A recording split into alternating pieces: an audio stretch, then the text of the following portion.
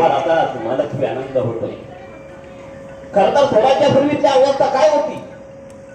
गावात नव्हती की माणसं माणसात नव्हती. जगण्यासाठी मरावं की मरण्यासाठी जगावं इथल्या रयतेला कळत नव्हतं. या रयतेला वाजू लागले. रयतेच्या ढोलेच्या कणानंदाला पालावून गेला. राजा जन्माला आला. दिनदलितांचा दिन डुबल्यांचा राजा शिवाजी राजा जन्माला आला. माझ्या राजाचा जन्म 19 फेब्रुवारी 1630 साली झाला आणि 1640 राजा हे जग सोडून गेलं. मग राजा जगला किती? राजा जगला अवघं 50 वर्ष. पण या 50 वर्षाच्या कार्यकिर्दीमध्ये माझ्या राजांना 50,000 लक्ष या स्वराज्याच्या झोळीत ते जाण सोडून गेलं. हे हिंदवी स्वराज्य व्हावे श्रींची इच्छा. पण ती श्रींची इच्छा ज्यांना स्वराज्यात निर्माण केली त्यांचं नाव राजा छत्रपती शिवाजी महाराज. सह्याद्रीच्या छातीत आणि विजयाच्या वाटी छाती फुगून गर्वाने सांगतोय मला गर्व आहे मी मराठी असल्याचा.